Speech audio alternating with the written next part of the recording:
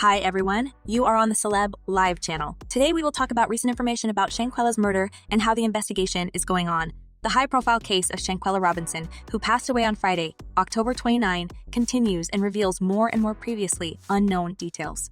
The girl's life, as we know, ended abruptly and in very strange circumstances during a trip with friends that was supposed to bring tons of great emotions. The woman was only 25 years old and seemed like nothing could go wrong.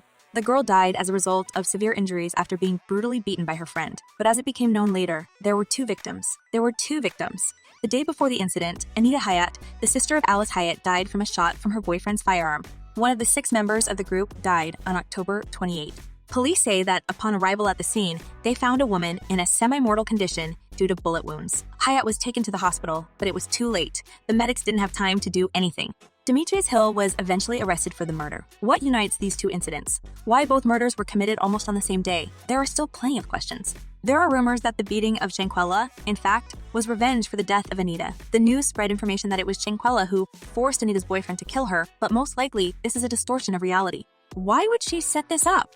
According to fans who seem to know more about Shanquella's life than anyone else, these two murders are absolute coincidence. There is no enough proofs to blame Shanquella. Alice flew away on vacation the day her sister was shot, and most likely, she didn't even know it. Besides, both women were pronounced dead after each other, and Shanquella hardly knew that her friend's sister was dead. Otherwise, friends would have started comforting Anita, not beating Shanquella to death. Right?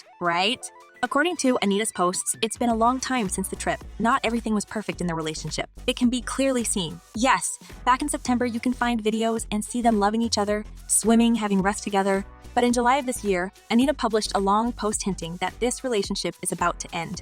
As the girl put it, the most terrible thing a man can do is to hurt a woman who sincerely loves him. Just before passing away, Anita Hyatt also wrote a post. My life has always been about peace, joy, love, happiness, and prosperity. I pray God remove any hurt, harm, danger, negative energy out of my life. Sounds miserable. It is obvious that everything is very tense in Alice's life now. She lost her sister. She is suspected of murder. Her former address was spread on the internet, and later people began actively harassing an innocent woman in whose house Alice lived. The owner of the house wrote a post that Alice no longer lives there and asked not to disturb her. Even police a few times came to her house by mistake. No wonder why the woman expressed dissatisfaction.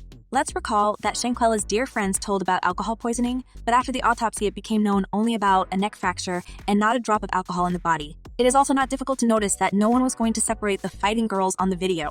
Only a man's voice could be heard. Can you at least fight back? Obviously, a group of friends, one way or another, should be punished. As Shanquella's mother, Salamander Robbins, said she would never have given up seeking justice in this story if the case had not received such publicity. But without activity of fans on the internet who actively tried to dig for the truth, law enforcement agencies and the media would not have paid so much attention to the incident, the mother of the deceased said. On the interview, he told ABC News that she wants all 6 people to be sent back to Mexico and, presumably, they wanted to return back to America, hoping to avoid prosecution. This sounds quite reasonable, doesn't it? ABC News recently confirmed that one of Shanquella's friends, the direct aggressor, will be charged with murder for femicide.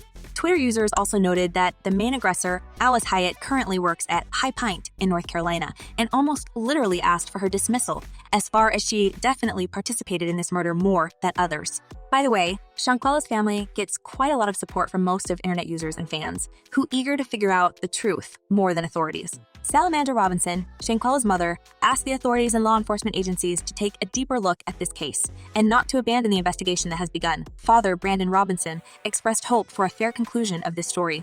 And what do you think? Were Anita and Shanquella's deaths connected to each other? And why did Shanquella have to pay with her life? Subscribe. There will be a lot of intriguing events here